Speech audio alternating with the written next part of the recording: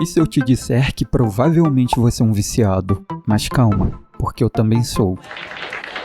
Brincadeiras à parte, a palavra viciado sempre me induzia primeiramente a imaginar alguém em situação de rua consumindo substâncias ilícitas. Essa percepção de vício é bem comum, tanto que essa também pode ser a sua. Então talvez você pense que esse assunto não lhe diz respeito, mas o vício pode ser encontrado em outros hábitos cotidianos que ninguém notaria se você os praticasse. Hábitos como navegar na internet, comer besteira, fazer compras, jogar videogame, usar as redes sociais, tomar café e até mesmo trabalhar. O que tenho a dizer hoje é relevante para todos, pois acredito que a maioria de nós é viciada em alguma coisa, mesmo que não saibamos ou queiramos aceitar. No mínimo, todos temos certos comportamentos que gostaríamos de cortar ou pelo menos reduzir, e para melhorar sua vida, você não precisa necessariamente adicionar 1000 novos hábitos, mas sim eliminar aqueles que estão prendendo você.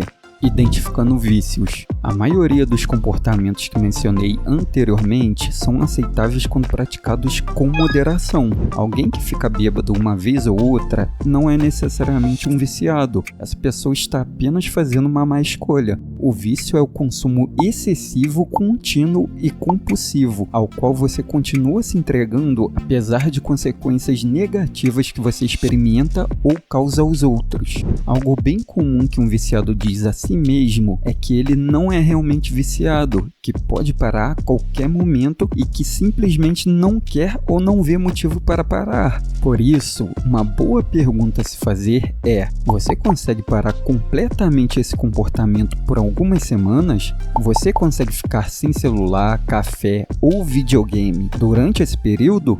Se formos totalmente honestos, para muitos de nós a resposta é não, e talvez queiramos observar mais de perto por que disso, porque a maneira mais fácil de assumir o controle do seu comportamento é entender por que você está fazendo isso. Entendendo vícios. Todos nós temos certos desejos, e nosso vício, embora possa parecer problemático, geralmente é apenas uma solução que encontramos para satisfazer esses desejos. Somos viciados no hábito da nossa escolha porque ele cumpre um determinado propósito. Para algumas pessoas, é uma busca de prazer. Obviamente, todos nós queremos nos sentir bem. Talvez você queira sentir a emoção de descobrir algo novo, então acesse a internet e navega nas redes sociais. Ou talvez você queira se divertir e busca por jogos de videogame ou apostas esportivas. No entanto, nosso comportamento não é movido apenas pelos nossos desejos, mas também pelos problemas e dificuldades da vida. Uma grande razão por trás do nosso comportamento é evitar a dor. Acredito que esse seja o fator comportamental mais comum para a maioria das pessoas. Obviamente, ninguém quer se sentir desagradável. Então, quando você está estressado ou sobrecarregado, você come demais ou fuma para substituir os sentimentos ruins por sensações boas. Talvez você se sinta solitário ou entediado e vá às compras ou jogue para distrair sua mente desses pensamentos deprimentes. Talvez você se sinta desamparado ou vazio e assiste séries da Netflix o dia todo para se distrair. Eu poderia continuar indefinidamente, porém, seja na busca de prazer ou na prevenção da dor, você provavelmente já percebeu em sua própria vida que tende a confiar em comportamentos ou substâncias altamente dopaminérgicas como solução. Ou seja, quando você pratica essas atividades, seu cérebro libera muita dopamina. E como você já deve saber, a dopamina é um neurotransmissor que está ligado à motivação, ao desejo e ao impulso. Sempre que é liberado, seu humor tende a melhorar e você se sente bem. Mas qual o custo da dopamina? Quanto mais dopamina uma atividade libera e quanto mais rápido ela é liberada, mais viciante a atividade é. Então você tem que ter muito cuidado aqui. Embora essa estratégia de praticar atividades altamente dopaminérgicas possa ser eficaz para melhorar seu humor no curto prazo, ela pode destruir sua vida ao longo prazo. Imagine que seu cérebro contém uma balança que busca sempre o equilíbrio. Quando não há nada, ele está perfeitamente perfeitamente equilibrado. No entanto, quando você se entrega a uma atividade prazerosa e com alto teor de dopamina, o equilíbrio muda drasticamente. Quanto mais excitante o comportamento, mais rápido a balança inclinará e mais prazer você sentirá. Mas aqui entra a questão do equilíbrio. Seu cérebro quer permanecer nivelado. Por isso, toda vez que ele se inclina para o prazer, eventualmente um mecanismo de autorregulação que não está sob seu controle entra em ação, a fim de trazê-lo de volta à posição nivelada em que estava. No entanto, ele não para apenas no equilíbrio. A fim de equilibrar as coisas, o mecanismo de autorregulação compensa e inclina a balança totalmente para o lado da dor, para que você passe o mesmo tempo lá, como passou no lado do prazer. Quando isso acontece, você não sente dor física literal, mas sim uma sensação de desconforto, como se algo estivesse faltando. O que você sente são desejos pela coisa que lhe trouxe aquele prazer inicial. Você quer recriar aquele momento de diversão ou pelo menos tentar não deixar que ele desapareça. Então o que você faz? Você pressiona o lado do prazer novamente. Você continua navegando, jogando, assistindo, bebendo, comendo ou o que quer que esteja fazendo, em um ciclo vicioso onde você continua pressionando cada vez mais o lado do prazer, enquanto obtém cada vez menos com esse vício. E se você continuar cedendo aos seus desejos dia após dia, eventualmente você não estará mais fazendo isso por prazer, você estará fazendo isso apenas para se sentir normal e talvez nem perceberá. Bom, nos tornamos escravos dos nossos desejos e não podemos controlar o nosso comportamento, mesmo que pensemos o contrário. Então, a grande questão é, como podemos quebrar esse ciclo vicioso e retomar o controle? Descubra agora a solução. Parte 1. Abstinência. Infelizmente, é muito improvável que você simplesmente acorde um dia e de repente interrompa o seu comportamento compulsivo do nada. No entanto, existe uma solução. Na verdade, é muito simples, mas seu cérebro viciado não vai gostar nada. É por isso que depois irei traçar um plano coerente para tornar tudo mais fácil. A solução é parar de buscar o prazer e abster-se do vício de sua preferência por pelo menos um mês. É basicamente uma desintoxicação ou jejum prolongado de dopamina. E eu sei que isso pode parecer extremo para alguns de vocês, pois requer uma boa dose de disciplina, mas funciona muito bem e realmente produz resultados reais. Explicarei por que é tão eficaz mais pra frente, porque primeiro gostaria de compartilhar um plano passo a passo para alcançar esse mês de abstinência. Todos podem ter a força de vontade necessária para resistir aos seus desejos por alguns dias, mas um mês inteiro é um alvo completamente diferente. Então aqui está o plano. Parte 2. Plano de ação. Existem 4 componentes a serem observados. Primeiro, identifique seus gatilhos. Segundo, otimize seu ambiente. Terceiro, encontre um comportamento alternativo. Quarto, tente fazer algo difícil todos os dias. Vamos examiná-los um a um. Antes e durante o primeiro mês de abstinência, você deve analisar seus desejos. Você precisa descobrir o que os desencadeia para entender melhor como lidar com eles. Algumas perguntas importantes que você pode fazer são: em que eu estava pensando? Como me senti? Com quem eu estava? Eu vi algo específico? O que eu estava fazendo quando o desejo bateu? Que horas eram? Se você fizer uma autoanálise cuidadosa, descobrirá que existem padrões comuns. Você pode descobrir que sempre que se sente entediado ou pensando no trabalho, você sente vontade de assistir a um vídeo no seu celular. Talvez você perceba que sempre que sai com certas pessoas ou vê um determinado anúncio, você sente vontade de beber ou fumar. Ou talvez você veja que sempre que são 6 horas ou quando você está deitado no sofá, você sente vontade de jogar videogame. Você precisa estar ciente dos seus gatilhos. Caso contrário, você será um escravo deles para sempre. Uma vez que você consegue descobrir quais são eles, você poderá realmente assumir o controle do seu comportamento, simplesmente mudando o ambiente ao seu redor, de uma forma que não os desencadeie. E isso me leva ao segundo componente, que é a otimizar seu ambiente. Se você se encontra constantemente em situações que o fazem querer alimentar seu vício, isso é um problema. Os dependentes químicos que recebem tratamento em clínicas de reabilitação muitas vezes voltam para o vício assim que retornam para casa, mesmo que tenham conseguido abster-se completamente na clínica. Isso ocorre porque eles tendem a voltar ao mesmo ambiente que deixaram para trás e todos os gatilhos ainda estão lá. As mesmas pessoas pessoas, os mesmos lugares, as mesmas tentações. Tudo isso leva aos mesmos velhos padrões de comportamento. É por isso que você deve se distanciar o máximo possível de coisas que induzem o seu vício, ou pelo menos otimize até um nível que você possa controlar. Algo bem importante é que você também deve criar uma barreira entre você e o vício. Mesmo que você remova todos os gatilhos, provavelmente ainda sentirá desejos de vez em quando. E se o seu vício estiver sempre disponível, sempre que você sentir vontade, você simplesmente cederá. Mas se você tiver que passar por muitos obstáculos para chegar até ele, ou melhor ainda, se não conseguir acessá-lo, é menos provável que você ceda. Então dificulte o acesso a ele.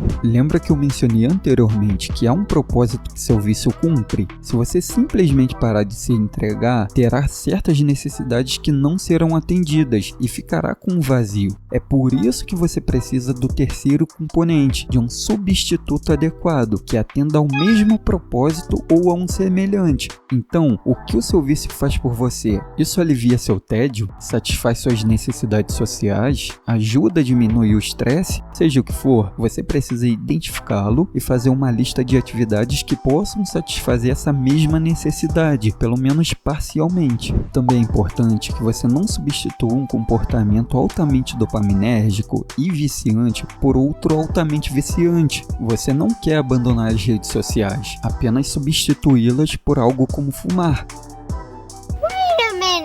Brincadeiras à parte, embora isso seja senso comum, também é o que acontece com frequência. Portanto, certifique-se de que a substituição seja benéfica para você ou pelo menos não seja destrutiva, e você deve esperar que o comportamento substituto não seja tão empolgante quanto o atual. A atividade pela qual você substituirá seu vício deve ser moderadamente exigente, o que me leva ao quarto e último componente: faça algo difícil todos os dias. Você lembra do equilíbrio dor-prazer que mencionei antes? Bem, também funciona ao contrário. Quando você termina algo difícil, quando você termina de lutar, por exemplo, como você se sente? A resposta é: você se sente ótimo. Assim como a dor é o preço que você paga pelo prazer, o prazer também é a sua recompensa pela dor. Depois que você termina de estudar, você se sente realizado. Quando você levanta peso e quebra um recorde pessoal, sua confiança aumenta. E depois de terminar de lavar a louça, você se sente orgulhoso de si mesmo.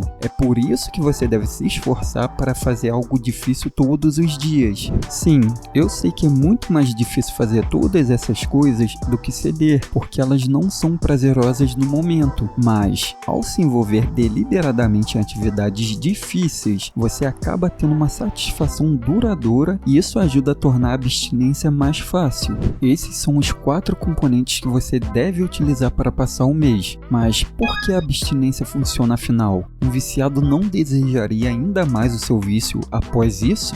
Parte 3. Enterrando o vício. Nossos cérebros são como plástico. Eles podem mudar e se adaptar, formando novas conexões e quebrando as antigas. Então, toda vez que você faz algo, as sinapses em seu cérebro ficam mais fortes e reforçadas, além de se tornarem mais eficientes. Ao ceder aos seus desejos, você literalmente aumenta a probabilidade de repetir esse comportamento no futuro. Cada vez que você chega em casa do trabalho e come um pacote de biscoito na frente da TV, você está enraizando ainda mais essas ações. Se você pegar o celular quando estiver entediado na fila, estará aumentando a probabilidade de você repetir isso. Mas o contrário também é verdadeiro. Quando você se abstém e interrompe um determinado comportamento, as conexões enfraquecem. Como você para de reforçá-las, as sinapses neurais se recompõem e fica menos provável que você repita esse comportamento no futuro. Quando você olha dessa maneira, fica claro o quão importantes são as ações que você realiza diariamente. Outra razão pela qual a abstinência funciona é porque o equilíbrio dor-prazer é reiniciado. Quando você espera o suficiente, seu cérebro se readapta à ausência do vício e você retorna à linha base. Você descobrirá que as atividades diárias normais que não são tão dopaminérgicas se tornam mais prazerosas novamente. Cozinhar e comer uma refeição caseira, ver o nascer ou pôr do sol, ir para uma caminhada na praia, reencontrar velhos amigos, coisas que você pode ter achado chatas ou não tão excitantes antes, de repente lhe dão mais prazer depois de se abster, e o desejo por atividades altamente dopaminérgicas enfraquece. No entanto, deve-se observar que você vai se sentir pior antes de se sentir melhor. A redefinição do equilíbrio será dolorosa, pois cairá totalmente para o lado da dor, uma dívida a ser paga por excesso de prazer. Além disso, se você é viciado em alguma substância física, como café, álcool ou cigarro, consulte um médico antes de tentar se abster, porque você não enfrentará apenas desejos intensos junto com emoções negativas, mas provavelmente também abstinências físicas, como dores de cabeça e náusea. Apenas algo para ter cuidado.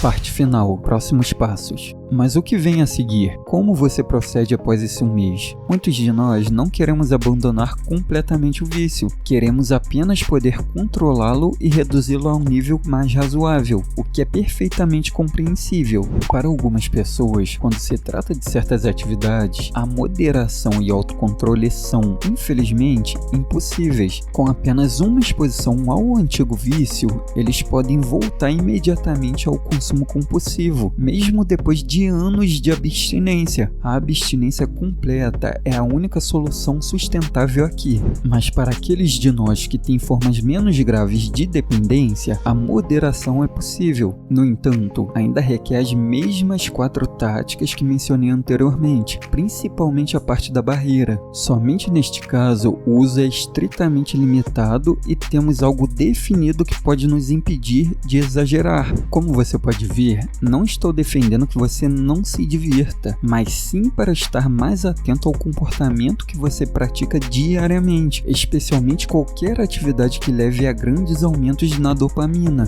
Entendo perfeitamente que é difícil resistir. Hoje em dia, tudo foi projetado para ser o mais viciante possível. A indústria alimentícia está projetando alimentos com a porção certa de sal, açúcar e gordura, apenas para tornar impossível comer só um pedaço de chocolate. Os gigantes das mídias sociais estão gastando milhares de horas testando e ajustando os algoritmos, apenas para fazer você permanecer na plataforma deles por mais tempo. É importante entender também que algumas pessoas têm seu equilíbrio dor-prazer constantemente inclinado em direção à dor. Pode ser genético, pode vir a ser um trauma não resolvido ou pode ser uma situação de vida ruim, mas essas pessoas são mais propensas ao vício, pois precisam lidar de alguma forma com suas emoções. Portanto, não culpo você se for vítima do vício. Isso pode acontecer com qualquer um. Isso não faz de você uma pessoa má e não é uma falha moral. Depois de entender tudo isso, você poderá começar a assumir o controle da sua vida novamente. Depois que você começa a eliminar essas coisas altamente dopaminérgicas e viciantes da sua vida, você percebe não apenas que elas não são uma boa solução para os seus problemas, mas também que provavelmente são a causa raiz ou os estão amplificando.